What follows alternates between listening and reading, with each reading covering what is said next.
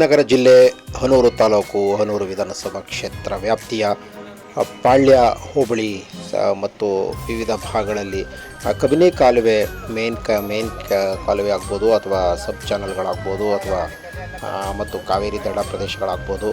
ಹೀಗೆ ಎಲ್ಲ ಪ್ರದೇಶಗಳಿಗೆ ಕಳೆದ 2 ದಿನಗಳಿಂದ ಶಾಸಕರಾದಂತಹ ಎಂ.ಆರ್. ಮಂಜುನಾಥ್, ಹನೂರು ವಿಧಾನಸಭಾ ಕ್ಷೇತ್ರ ವ್ಯಾಪ್ತಿಯ ಶಾಸಕರಾದ ಎಂ.ಆರ್. ಮಂಜುನಾಥ್ ಅವರು ಅಧಿಕಾರಿಗಳ ತಂಡ, ನೀರಾವರಿ ಅಧಿಕಾರಿಗಳ ತಂಡದೊಂದಿಗೆ ಸ್ಥಳಕ್ಕೆ ಭೇಟಿ ನೀಡಿದರು. ಈ ಸಂದರ್ಭದಲ್ಲಿ ಅವರ ಅನೇಕ JDS ಮುಖಂಡರುಗಳು ಸಹ ಜೊತೆಯಲ್ಲಿ ಅದಕ್ಕೆ ಸಹಕಾರವಿತ್ತು, ಸಾಥ್ ನೀಡಿದರು. ಮತ್ತು ಅಲ್ಲಲ್ಲಿ ಏನು ಸಮಸ್ಯೆಗಳಿದೆ ಮತ್ತು ಸ್ಥಳೀಯ ಸಮಸ್ಯೆಗಳೇನಿದೆ, ರೈತರ ಸಮಸ್ಯೆಗಳೇನಿದೆ ಮತ್ತು ಕಾಲುವೆ ಸಮಸ್ಯೆಗಳೇನಿದೆ, ಕಾಲುವೆಯಲ್ಲಿ ಆಗಬೇಕಾಗಿರೋ ಕೆಲಸಗಳೇನು, ಇದೆಷ್ಟು ವರ್ಷಗಳಿಂದ ಹೀಗೆ ಉಳಿದಿದೆ ಇಲ್ಲಿ, ಮತ್ತು ಇಲ್ಲಿ ಚಾನಲ್ಗಳಲ್ಲಿ ಆಗ್ತಾ ಇರುವಂಥ ಸಮಸ್ಯೆಗಳೇನು, ಮತ್ತು ನೀರು ಸರಿಯಾಗಿ ದಡ ಸೇರ್ತಾ ಇದೆಯಾ ಇಲ್ವಾ, ಮತ್ತು ಕಾಲುವೆ ಮೂಲಕ ಕಾವೇರಿ ಸೇರ್ತಿರೋ ಜಾಗ ಇಲ್ಲಿ ಅನ್ನೋದನ್ನು ಎಲ್ಲವೂ ಅಂತಿಮವಾದ ಜಾಗಗಳಿಂದ ಪ್ರಾರಂಭದಿಂದ ಹಿಡಿದು ಸುಮಾರು 50 ಕಿಲೋಮೀಟರ್ ವ್ಯಾಪ್ತಿಯೊಳಗಡೆ ಎಲ್ಲವನ್ನು ಶಾಸಕ ಎಂ.ಆರ್. ಮಂಜುನಾಥ್ ಅವರು, ನೀರಾವರಿ ನಿಗಮ ಅಧಿಕಾರಿಗಳು, ಕೊಳ್ಳೇಗಾಲ ಮತ್ತು ಕಾಮಗಾರಿ ವಿಭಾಗದ ಎಲ್ಲ ಅಧಿಕಾರಿಗಳ ತಂಡವನ್ನು ಸ್ಥಳಕ್ಕೆ ಕರ್ಕೊಂಡು ಹೋಗಿ ನನಗೆ ಅಲ್ಲಿ ಏನು ಸಮಸ್ಯೆಗಳಿದೆ ಖುದ್ದಾಗಿ ತೋರಿಸಿ ಎಂಬುದನ್ನು ಸ್ಪಷ್ಟವಾಗಿ ಅಲ್ಲಿ ವಿವರವನ್ನು ಪಡೆದರು. ಈ ಸಂದರ್ಭದಲ್ಲಿ ಅಲ್ಲಿ ಅನೇಕ ಸಮಸ್ಯೆಗಳು ಕಾಡ್ತಾ ಇತ್ತು ಮತ್ತು ನೀರಾವರಿ ಇಲಾಖೆ ಸಂಬಂಧಪಟ್ಟಂಥ ಸಮಸ್ಯೆಗಳು ಅದು ಎಷ್ಟೋ ವರ್ಷಗಳಿಂದ ನೆನೆಗೋದು ಬಿದ್ದಿದೆ. ಅದು ಇವತ್ತು ನಿನ್ನೆ ಸಮಸ್ಯೆ ಅಲ್ಲ, ಅದು ಈಗ ನಾಳೆನೇ ಬಗೆಹರಿಸುವಂಥ ಸಮಸ್ಯೆನೂ ಅಲ್ಲ. ಇದಕ್ಕೆ ಕೋಟ್ಯಾಂತರ ರೂಪಾಯಿ ಹಣವನ್ನು ಬೇಕು ಮತ್ತು ಕಾಡ ಇಲಾಖೆಯಿಂದ ಮತ್ತು ಕಾಡ ನಿಗಮದಿಂದ ಎಷ್ಟು ಹಣ ಬಿಡುಗಡೆ ಆಗುತ್ತೆ, ಸರ್ಕಾರ ಮಟ್ಟದಲ್ಲಿ ಎಷ್ಟು ಹಣ ಬಿಡುಗಡೆ ಆಗುತ್ತೆ ಅನ್ನೋದನ್ನು ಕಾದು ನೋಡಬೇಕಾಗಿದೆ. ಮತ್ತು ಸರ್ಕಾರಕ್ಕೆ ಇದು ವರದಿಗಳು ಹೋಗಬೇಕಾಗುತ್ತೆ ಮತ್ತು ಹಿಂದೆ ಎಷ್ಟು ಸರಿ ಕಳಿಸಿದ್ದಾರೆ, ಆ ಎಸ್ಟಿಮೇಟ್ಗಳು ಏನಾಗಿದೆ ಅನ್ನೋದು ಪರಿಸ್ಥಿತಿ ನೋಡಬೇಕು, ಅಥವಾ ಹೋಗಿದೆಯೋ ಇಲ್ವೋ ಅನ್ನೋದು ಗೊತ್ತಿಲ್ಲ. ಹಾಗಾಗಿ ಎಲ್ಲವನ್ನು ಶಾಸಕ ಎಂ.ಆರ್. ಮಂಜುನಾಥ್ ಅವರು ಸ್ಪಷ್ಟವಾಗಿ ಪ್ರತಿಯೊಂದನ್ನು ಇದರ ರೂಪರೇಷೆಗಳನ್ನು ಪಡೆಯುವಂತೆ ಅಧಿಕಾರಿಗಳ ಹತ್ರ ಎಲ್ಲವನ್ನು ವಿವರವನ್ನು ಪಡೆದರು.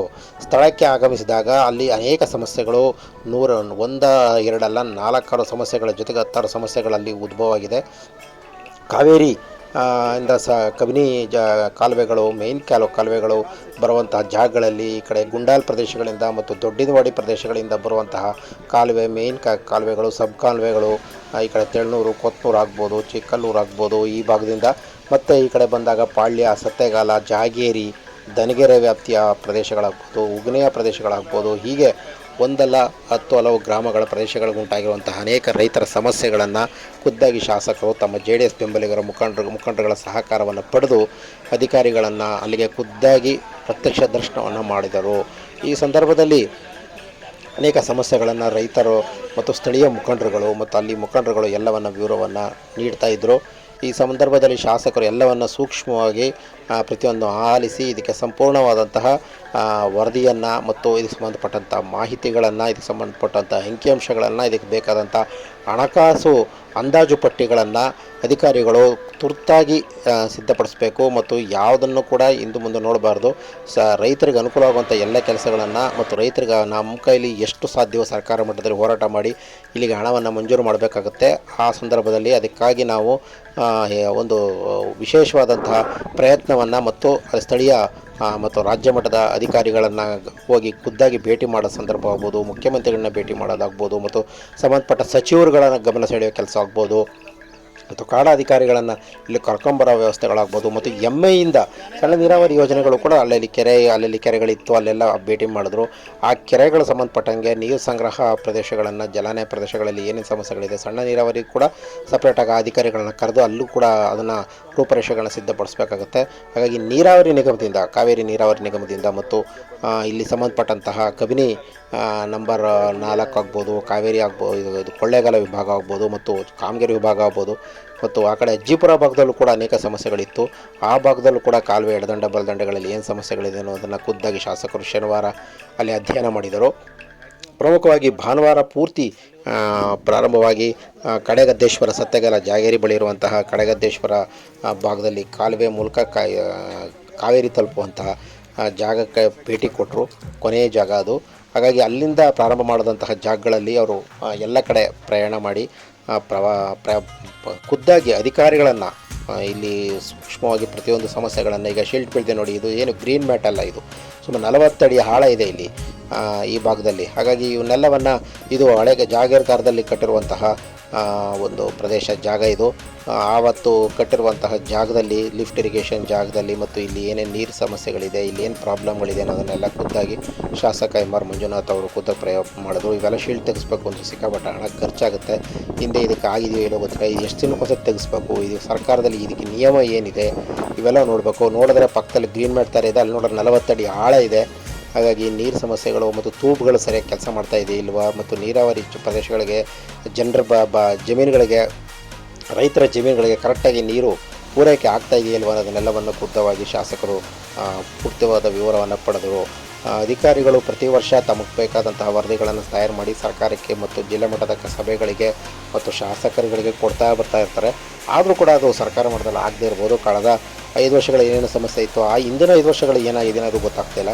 ಒಟ್ಟಾರೆ ಈ 10 ವರ್ಷಗಳಿಂದ ಆಗದಿರುವಂಥ ಸಮಸ್ಯೆಗಳೇನೋ ಇದ್ದರೆ ಅದಕ್ಕೆ ಖುದ್ದಾಗಿ ಶಾಸಕ ಎಂ ಆರ್ ಮಂಜುನಾಥ್ ಅವರು ಈಗ ಭೇಟಿ ಕೊಟ್ಟಿರೋದು ಒಂದಷ್ಟು ರೈತರ ಮುಖದಲ್ಲಿ ಮಂದಹಾಸ ಮೂಡಿದೆ. JDS ಮುಖಂಡರುಗಳು ಕೂಡ ಅಲ್ಲಿ ಬಹಳ ಉತ್ಸುಕತೆಯಿಂದ ಶಾಸಕರಿಗೆ ಎಲ್ಲವನ್ನ ಸ್ಥಳೀಯ ಸಮಸ್ಯೆಗಳನ್ನು ವಿವರವಾಗಿ ಹೇಳ್ತಾ ಇದ್ದರು.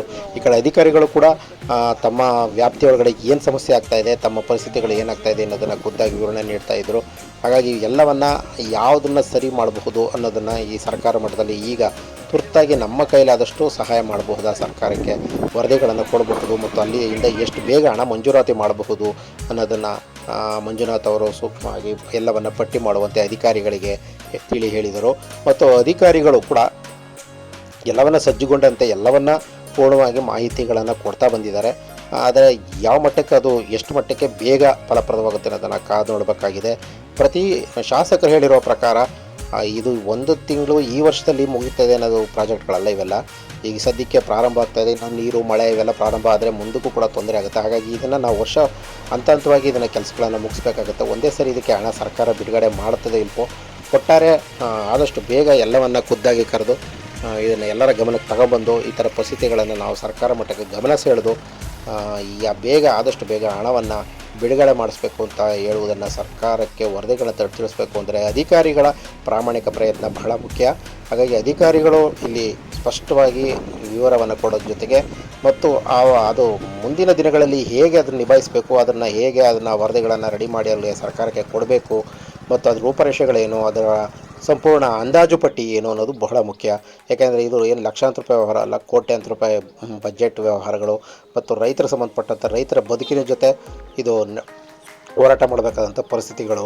ಅಧಿಕಾರಿಗಳ ವಿರುದ್ಧ ರೈತರು ಆಗಾಗ ಸ್ಟ್ರೈಕ್ ಮಾಡ್ತಾ ಇರ್ತಾರೆ, ಜನಪತಿಗಳ ವಿರುದ್ಧ ಆಗಾಗ ಕೂಗಾಡ್ತಾ ಇರ್ತಾರೆ. ಹಾಗಾಗಿ ಈಗಿರೋ ನೀರಾವರಿ ಪ್ರದೇಶ ಅಂದರೆ ಒಂದಷ್ಟು ಪಾಳ್ಯ ಹೋಬಳಿ ಪ್ರದೇಶಗಳು. ಆ ಕಡೆ ಒಂದು ಸ್ವಲ್ಪ ನೋಡಿದ್ರೆ ಅಜ್ಜಿಪುರ ಉಳ್ತರ ಡ್ಯಾಮ್ ಇದೆ, ಈ ಕಡೆ ಗುಂಡಾಲ್ ಡ್ಯಾಮ್ ಇದೆ.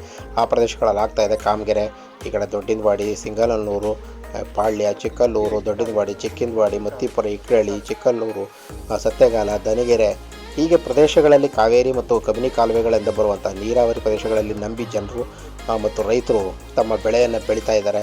ಆದರೆ ಅವ್ರಿಗೆ ಸಮಸ್ಯೆಗಳಾದಾಗ ಏನನ್ನು ಬೆಳೆಯೋಕ್ಕೆ ಸಾಧ್ಯ ಆಗುತ್ತೆ ಮತ್ತು ಅಲ್ಲಿ ಸಮಸ್ಯೆಗಳಾಗುತ್ತೆ.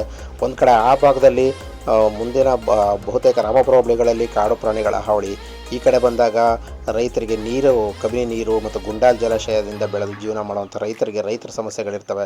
ಅಚ್ಚುಕಟ್ಟುದಾರರ ಸಮಸ್ಯೆ. ಪ್ರತಿ ಸರಿ ಅಧಿಕಾರಿಗಳು ಮತ್ತು ರೈತರು ಆಗಾಗ ಅಧಿಕಾರಿಗಳ ವಿರುದ್ಧ ಧರಣಿಗಳು ಮಾಡೋದು, ರೈತರು ಪ್ರತಿಭಟನೆ ಮಾಡೋದನ್ನು ನಾವು ಸರ್ವೇಸಾಮಾನ್ಯವಾಗಿ ನೋಡ್ತಾ ಇರ್ತೀವಿ, ಮಾಧ್ಯಮಗಳಲ್ಲೂ ಸುದ್ದಿ ಆಗ್ತಾ ಇರ್ತವೆ. ಆದರೆ ಅದಕ್ಕೆ ಸಂಪೂರ್ಣವಾದ ಪರಿಹಾರಗಳನ್ನು, ರೈತರ ಬದುಕನ್ನು ಹಸನುಗೊಳಿಸುವಂಥ ಪ್ರಯತ್ನಗಳನ್ನು ಮಾಡದೇ ಇರೋದ್ರಿಂದ ಅದಕ್ಕೆ ಎಂ ಆರ್ ಮಂಜುನಾಥ್ ಅವರು ಖುದ್ದಾಗಿ ಭೇಟಿ ಕೊಟ್ಟಿರುವುದು ಅತ್ಯಂತ ಸ್ವಾಗತಾರ್ಹ ಬೆಳವಣಿಗೆ.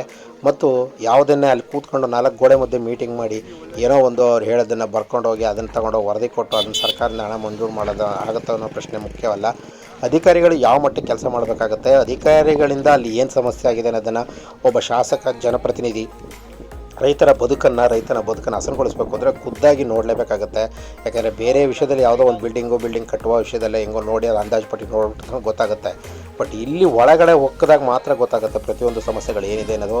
ಅಲ್ಲಲ್ಲಿ ಇರುವಂತಹ ಎಲ್ಲ ಸಮಸ್ಯೆಗಳನ್ನು ಖುದ್ದಾಗಿ ಶಾಸಕರು ವಿವರವನ್ನು ಅಧಿಕಾರಿಗಳ ಮೂಲಕ ಪಡೆದರು ಮತ್ತು ಸ್ಥಳೀಯ ಜನರಿಂದನೂ ಕೂಡ ಅಭಿಪ್ರಾಯಗಳನ್ನ ಸಂಗ್ರಹ ಮಾಡಿದ್ರು. ಒಟ್ಟಾರೆ ಇದು ಯಾವತ್ತು, ಹೇಗೆ, ಯಾವ ಸಂದರ್ಭದಲ್ಲಿ ಬಗೆಯಿರುತ್ತೆ ಅಂತ ಗೊತ್ತಿಲ್ಲ. ಹಾಗಾಗಿ ಶಾಸಕ ಮಂಜುನಾಥ್ ಅವರು ಮಾಡಿರುವಂಥ ಪ್ರಯತ್ನ ಅತ್ಯಂತ ಶ್ಲಾಘನೀಯ ಅಂತ ಹೇಳಿ JDS ಮುಖಂಡರುಗಳು ಶಾಸಕರನ್ನು ಅಭಿನಂದನೆ ಸಲ್ಲಿಸ್ತಾ ಇದ್ದರು. ಈ ಭಾಗಕ್ಕೆ ಬಹುತೇಕ ಕಳೆದ 5-10 ವರ್ಷಗಳಿಂದ ಯಾರೂ ಬಂದಿಲ್ಲ ಅನ್ನೋದನ್ನೊಂದು ಬೇಸರವನ್ನು ಸಹ ವ್ಯಕ್ತಪಡಿಸ್ತಾ ಇದ್ದರು ಶಾಸಕರಿಗೆ.